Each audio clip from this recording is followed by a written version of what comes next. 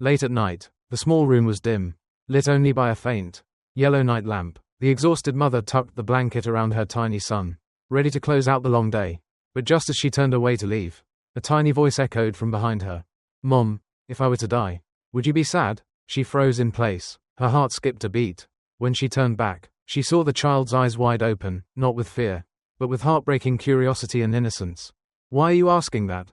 she whispered, voice trembling. The boy replied softly, "I see Daddy sad, I see Grandpa on TV, but everyone says he is a bad man." A chill ran down the mother's spine. That innocent question wasn't merely a fleeting child's thought. It was the key that unlocked a shocking chain of events, about a man who was once a hero. A legacy forgotten, and a secret that no one was meant to know. His name was David, 34 years old, recently discharged from the military after nearly a decade of service along the rugged borderlands. In the eyes of his fellow soldiers, David was the model serviceman, brave, disciplined, the kind of man who once risked his life to rescue a group of civilians trapped in deadly floodwaters during a mission. The long scar on his left shoulder stood as a testament to that near-death moment. He received commendations, earned the respect of his unit, but when he came home, no one was waiting. His wife, the one who had promised to wait, had left with their child 3 years earlier. No goodbye, no explanation. When David finally tracked her down, she had already remarried, living comfortably with another man. She told him she could not keep waiting for someone who was always gone for an invisible duty. David's family, never proud of his choice to be a soldier, showed no desire to welcome him back. His mother, a hard-headed woman rooted in practical life, told him coldly, "You've been gone all these years and came back with nothing. This house has no space for dreams and medals." He blamed no one, he was just disappointed. The most painful moment came when he went to bring home his son, little Max. 7 years old, frail and quiet, who at first did not even recognize him as his father. It took nearly a month before Max began calling him Dad in a timid, uncertain voice. With no money and no job, David survived by working as a day laborer at the wholesale market, hauling goods. He left home at 4 in the morning, returned late at night, often dozing off beside his son. Their 12-square-meter room, about 129 square feet, was in a shabby boarding neighborhood, with mold-stained walls and a leaky roof during heavy rains. But it was all he had. The same man who once stood courageously before enemy gunfire now had to quietly endure the pitying or scornful stares of people around him. Some whispered behind his back, "What does being a soldier even get you? He's just another loser." But David never fought back. Deep inside, only one thing mattered: protecting his only son. Every night, he would tell Max stories no one wanted to believe, about his grandfather, once a special forces operative, about loyalty, honor, and sacrifice. Max listened intently, and in those stories, a small flame began to spark, not just in the heart of the child, but in the heart of the man who once believed he had lost everything. One early morning at the end of the month, while waiting to unload goods at the bus station, David received a phone call from his hometown. The caller was a local official, informing him that his grandfather, Mr. William Turner, had passed away 2 weeks earlier. What was unexpected was that Mr. Turner had left behind a small house on tranquil Pine Hill, clearly stating in his will that the sole heir was David. David was stunned. Mr. Turner was the only one who had seen him off when he enlisted. An old, quiet war veteran, he had lived in seclusion and was nearly forgotten by both family and neighbors. David remembered, when he was a child, hearing his grandfather tell war stories, about fallen comrades and fierce battles, but as he grew older, those tales were brushed off as the ramblings of an old man. Even David's mother used to dismiss them, all nonsense. Don't believe everything your grandpa says.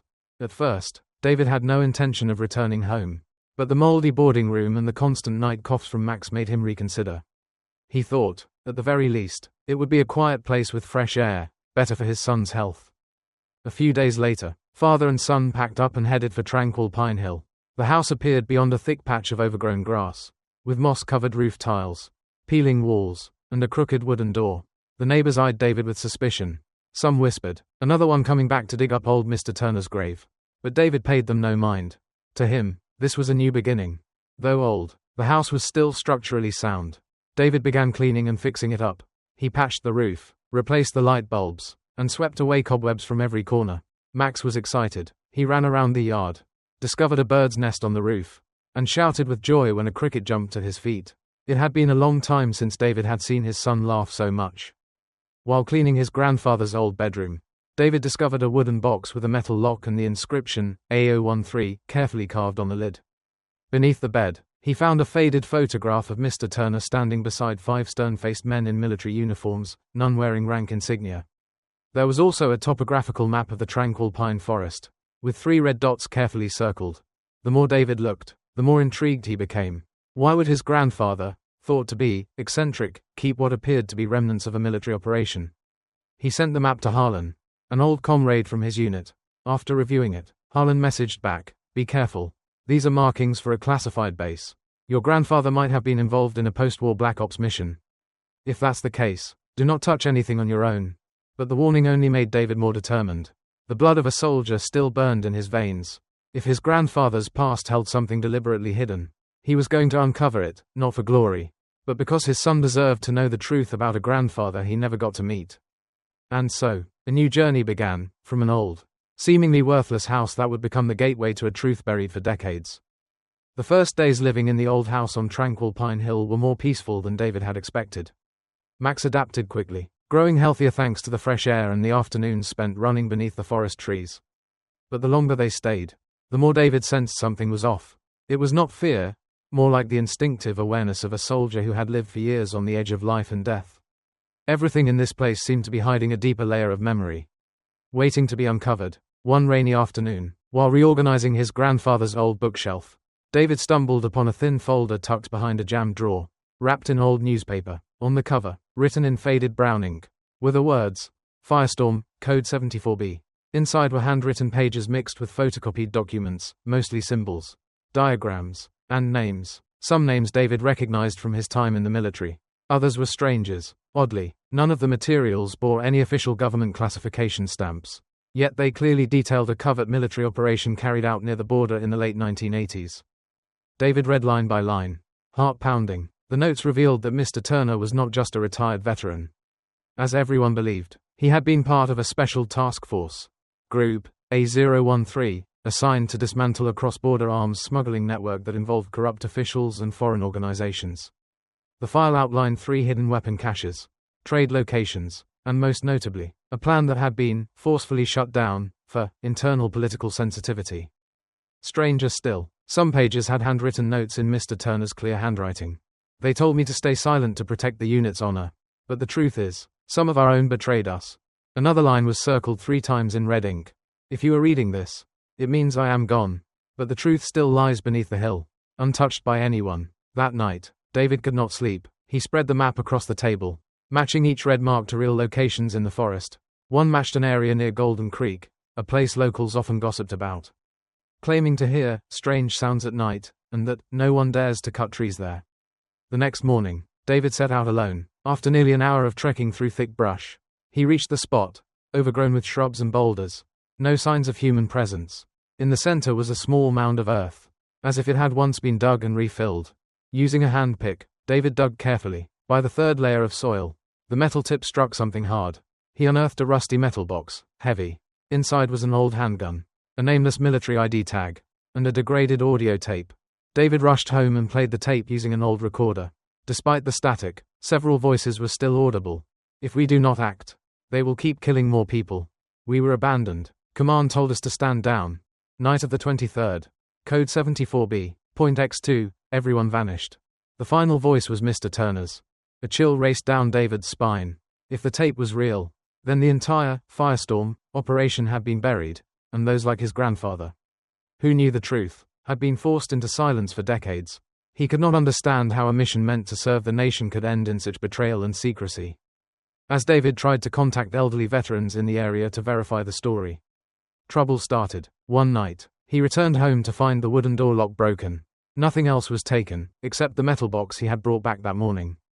Not long after, a stranger came to the house pretending to ask for water, then secretly took photos of David and Max. A nameless piece of paper was slid under the door, with a brief message: "Stop now if you do not want to lose more." David began to understand, what his grandfather left behind was not just the truth, but a threat. Yet he could not stop, because part of that buried past held his grandfather's honor. A misunderstood sacrifice, and perhaps, the lives of David and his son now hung in the balance. The stillness of midnight was broken by the faint sound of footsteps quietly moving across the wooden floor. The weak yellow light cast a hazy shadow of someone feeling their way just outside the bedroom, but there was no knock. Only the eerie sense of being watched. David woke up, heart racing. He gripped a wooden stick by the bed, straining to hear more. The words from the warning echoed in his mind. Stop now if you do not want to lose more. That message was no bluff. Whoever left it was watching, and it was no longer just about the past, but about the present and the future. The next morning, David decided he would not let the threat stop him. He brought the audio recording, a replica of the metal box, and all the documents he had copied to meet with Harlan, his old comrade. Harlan's eyes were red as he listened to every word on the tape. When it ended, he said just one thing. Be careful, you are stepping into something they never wanted exposed. Earlier, an unknown man had called Harlan's hotline, offering to let it go if he stayed quiet, warning that the consequences will not end here if he refused. Sitting across from each other at a small countryside cafe, David felt as though he was surrounded by invisible gunfire. The journalist he had once trusted had gone silent. Everything felt buried again, under the weight of power, the strength of silence, and the threat of losing not only honor but perhaps even his life. But in his mind, his grandfather's words kept echoing. The truth still lies beneath the hill, untouched. If his grandfather once believed in that truth, then David could not back down now. About 30 minutes later, a group of men in black jackets with stiff postures appeared at the gate. They parked their motorcycles across the road leading to the hill. Max jumped in fright and called out to his father, his first cry in days. One of the men spoke in a low voice. You are trying to stir up the past. That might be a very big mistake. None of them gave a name, just a cold warning. David exhaled slowly, looked at Max, and made his decision. Son, we will not back down. That night, under the glow of a small desk lamp, David began recording everything, every threatening call, the disappearance of the box, local rumors, and the exact details of the 3 circled spots on the map. He sent the entire file to an independent journalist, a man who had exposed local government corruption 2 years earlier despite intense pressure. The journalist replied, I will help you, but keep this between us. One of my sources leaked information and was immediately silenced. That night, David barely slept. The sound of Max's breathing stirred him awake again and again. He kept wondering if what he was doing might bring danger to his little boy. People talk about protecting a legacy, like it is noble. But when that legacy risks your child's safety, it becomes a painful choice. He remembered his grandfather's proud gaze when sending him off to the army, and his words about loyalty and honor. Now, it was David's turn to keep that promise, but in a battle fought not with weapons, but with the truth. The next day, returning to the site where he had unearthed the metal box, David noticed fresh tire tracks on the dirt road leading up the hill. Clearly, someone had gotten there before him, possibly to hide or remove the box. This confirmed his worst fear. The conspiracy was real and organized. He documented everything with his phone and then rushed back down the hill. He called Harlan. We need to meet in person, now. It is time to protect whatever my son and I have left. That evening, under the flickering light in a makeshift stone shelter, Harlan handed David a new photo from the Firestorm operation, a different one. Adding to the previous piece of the puzzle, in it, Mr. Turner stood at the center of a group of soldiers, each wearing unofficial medals, eyes filled with both pain and determination. Harlan sighed. Your grandfather was the only one who dared speak the truth. The others turned their backs, maybe for personal gain, maybe out of fear. David nodded, eyes shining with a quiet resolve. He would carry on the fight, no matter how dangerous. And so, that fateful night, David took action. He publicly released everything, the map, the recordings, the documents, the photo, to a newsroom known for supporting veterans and exposing post-war corruption. He knew the road ahead would not be easy. Possible accusations of leaking state secrets, social isolation, or worse, death. But in the heart of a soldier who had become a father, the truth flowed like a spring long buried, demanding to be released to wash away injustice, to let a child know who his father truly was, and to make sure that a forgotten legacy would never be lost again. 3 days after David sent all the evidence to the newspaper, he received a call from an unknown number. The voice on the line belonged to a middle-aged man, calm but guarded. We need to meet. There is information only you have the right to know. About your grandfather, William Turner. The meeting took place at a small coffee shop on the outskirts of town. The man introduced himself as Richard, a retired intelligence officer who had operated secretly during the post-war era. Richard pulled a thick envelope from his bag and set it on the table. His voice dropped. You are not the first person to seek the truth about Operation Firestorm, but you are the only one who dared make it public. David opened the folder. Inside was a scanned document stamped, Top Secret, Department of Defense Internal Use Only. It detailed Operation Firestorm, a large-scale mission conducted by a special unit to dismantle a cross-border weapons trafficking network. But what was more disturbing was the conclusion. The operation had been shut down after a high-level mole leaked information, resulting in the deaths of over 12 soldiers and the disappearance of others.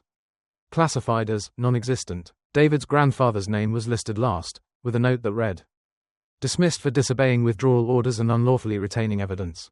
Richard looked David in the eye and said slowly, "We knew your grandfather was innocent, but at the time, revealing the truth would have shaken the entire system. We chose silence, and let him bear the label of traitor in exchange for stability." David sat motionless, his throat tightened like a stone pressing down. The man who had been labeled paranoid and forgotten by everyone had actually held on to the truth until the very end. Not only had he preserved it, he had passed it on through every clue in that old house. Through maps, recordings, and a rusted box. Richard continued, "Your grandfather once told me, if I stay silent, no one will remember why my brothers died. If I speak, they will silence me, but if my grandson is brave enough, he will do what is right." In that moment, everything shifted. David realized he was not just seeking justice for his grandfather, he was completing an unfinished mission. A decades-long journey, quiet and lonely, was finally beginning to emerge into the light, thanks to persistence, loyalty, and the bond between generations. That night, David returned to the old house on the hill and turned on the old radio again. In a cabinet, he found a small notebook, hidden deep beneath a false panel. In it were the final pages his grandfather had written before passing. He spoke of a young soldier, whom he believed would be strong enough to carry the truth forward. At the end, he wrote, "If you are reading this, it means you have gone farther than I ever dreamed. Do not let the sacrifices of my comrades be forgotten." David broke down in tears. The next morning, he called Max over and pointed to the photo of his great-grandfather hanging on the wall. "Son, this is the true hero of our family, and I am going to make sure the whole world knows it." News about the evidence tied to Operation Firestorm spread quickly after a major newspaper published the story. The headline read, "The Forgotten Truth, a soldier buried by silence and honor." Alongside the article was a photo of Mr. Turner, standing tall beneath the national flag. His face firm, yet his eyes weighed down by sorrow. David never expected such a response. Overnight, hundreds of comments and shares appeared across veteran forums, social media, and even mainstream news platforms. People began speaking his grandfather's name again, as a symbol of loyalty lost in silence. A few days later, a ceremony was held in his hometown to posthumously honor Mr. Turner with the title, Soldier for Justice. David stood quietly beside Max, holding the medal awarded in his grandfather's name. During the memorial, an elderly general from the command department gave a heartfelt speech. "We let a hero live and die in silence. But today, that honor is finally returned to its rightful place." The villagers, many of whom once called Mr. Turner strange, and had whispered about David and Max when they moved into the old, decaying house, now stood silent, many with tears in their eyes. Mrs. Simmons, the neighbor who once scolded Max for playing in the dirt, brought over homemade pastries to place at Mr. Turner's altar. Mr. Daniels, who once mocked the military as just a way to show off, now stood before the shrine and bowed deeply. David felt no triumph. What he felt was peace, not because he was celebrated, but because, finally, his father, and the comrades who had died alongside him, had their voices heard, their truth acknowledged. But the journey did not end there. Right after the ceremony, a group of journalists, historians, and war veterans came to find David.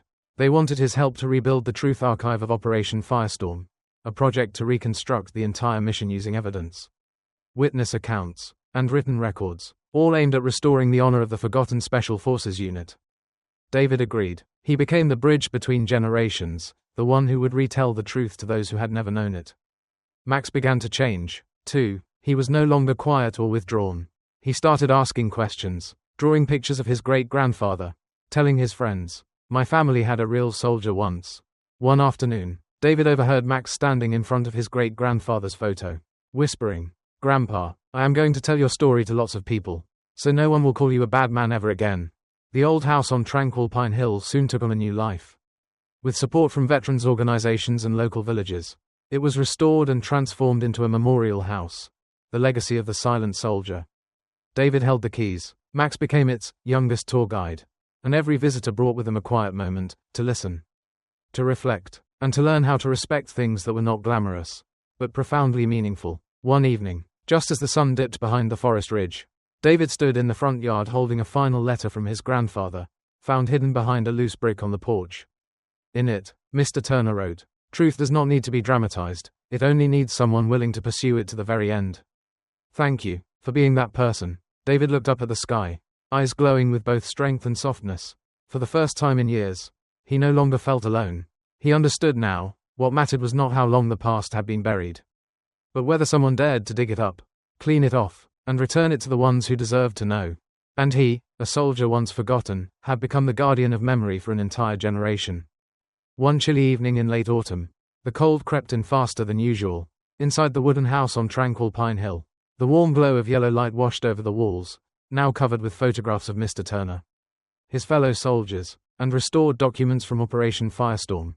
In the corner of the room, Max sat at the table, scribbling away on an essay he had chosen himself. The hero I admire most. David quietly watched his son, saying nothing. It was just a small moment, but to him, it was proof that everything he had endured had been worth it. The silence, the threats, the doubt, and the pain. Outside, the wind howled through the bamboo grove. But inside the house, everything finally felt calm. Since the truth came to light, David no longer carried the burden of needing to prove anything to anyone. He was no longer seen as the guy digging up the past for attention. Quite the opposite, he was now invited to speak at events about history, loyalty, and the cost of silence in the name of stability. Still, he remained humble, living simply, cooking meals for his son with his own hands, fixing the roof when the rain poured. But now, the way people looked at him had changed. They no longer saw just an unemployed veteran, they saw a son, a father, a bearer of legacy, and a man who dared to face the darkness to preserve a single thread of light for those who came before. One night, Max asked him, "Dad, if no one believed Grandpa, do you think he would be sad?" David paused, then answered, "Maybe he would be sad, but he would still choose to speak the truth. Because some things, even if no one believes them, still need to be said, because they are right." Max nodded, asking nothing more, but he understood, and that was what mattered most. In the months that followed, David began to write the entire story, not as an accusation, nor as a grand tale of heroism, but simply as a quiet, honest account, from someone who had once nearly been swallowed by silence, yet managed to rediscover the meaning of standing up for what he believed in. He did not write it to become famous, but so Max, and those who would come after him, would know. There are heroes who will never stand on a stage, never have statues built or streets named after them. They simply lived, and quietly faded away. But if they are lucky, someone, someday, will stand up and say, "I knew who he was." David's story, from a soldier who returned in silence, to a father reclaiming the truth for his family, was no longer just his own. It had become a quiet question for each of us.